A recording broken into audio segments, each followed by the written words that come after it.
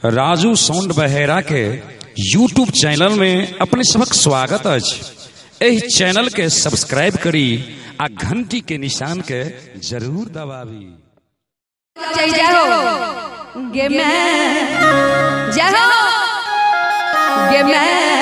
तोरे चरण में आइब करब गुहार गे,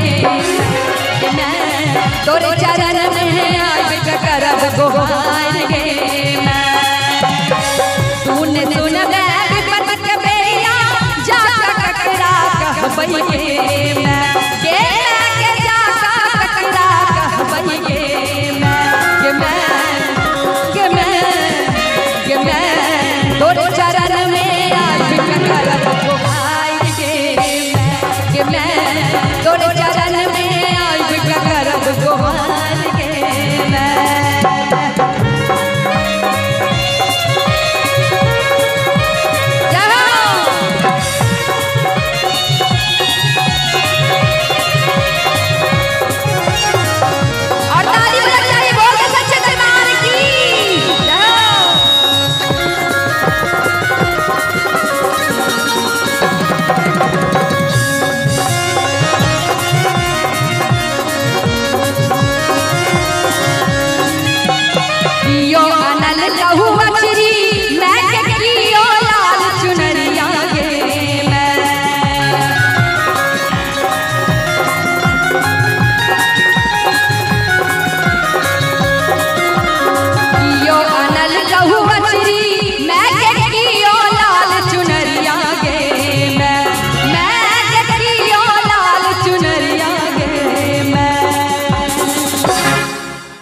कियो अनल कौचरी मैं कियो लाल चुनरिया गे मैं, कियो लाल चुनरिया गे मैं। एक बेर कनी अहीं जे हो कह दे, ई सब गोटा गेलक दोसर दुनिया में गे मैं जय हो। केना कहियो यो मोबाइल छोड़ू ना, यो छोड़ू मेन बात है सब अखन चिनिया बादाम के दुनिया में कियो सब चिनिया बादाम के दुनिया में छिए ना, नहीं बा एहन बात नहीं है। त एक बेर जे नहीं छिए से जाहो कहब गे मैं एकटा ही टा मैं के बेटा एकटा ही छिए और कियो नहीं कनी मरसा गे मैं जाओ कथि कहवा इमहर से कनी यहां से गे मैं। चाचा बाबा सब देखे छिए सब गोटा कुर्सी नहीं छोड़ा चाहे छे, हमारा चाचे बाबा को साथ देते गे मैं। जाना सब के कहबे क्या बात है गे मैं, तोरे चरण में आइब करब गुहार गे मैं, तोरे चरण में आइब करब गुहार गे मैं।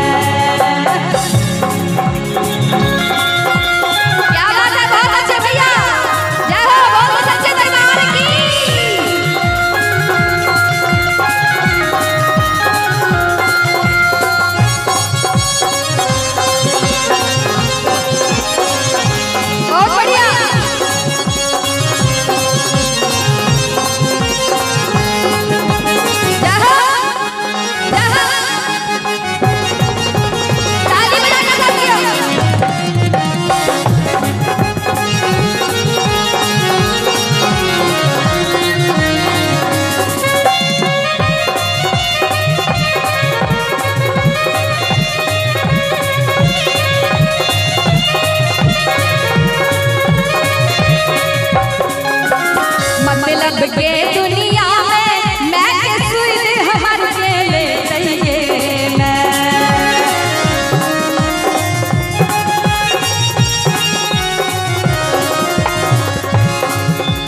मतलब के दुनिया में मैं के सुध हमर के ले चाहिए मैं के सुध हमर के ले चाहिए मैं।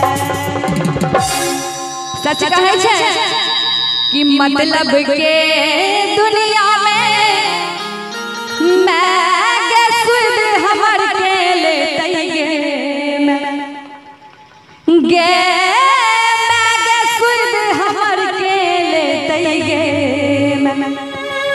और माँ के संतान के सब छी हाथ उठेबे मैया के संतान अहाँ नहीं छियै अहाँ नहीं छियै बाप रे मेन बात ततेक नाइ चले लेकिन नहीं खाइ गेल छथिन गोर हाथ सबटा कहै छथिन हम अपन एंट्री मारि लेने छी कियो कने दोनों हाथ उठा के जे सब मैया के संतान छियै संतान जे सब छियै गे मैं कनी जाहो होबक चाहिए जाहो गे मैं तू न जई है बेटा के बिसार गे मैं तू न जई है बेटा के बिसार गे मैं तू न सुन दे विपत के बेड़िया जा ककरा कहबई गे मैं तू न सुन दे विपत के बेड़िया जा ककरा कहबई गे मैं जा ककरा कहबई गे मैं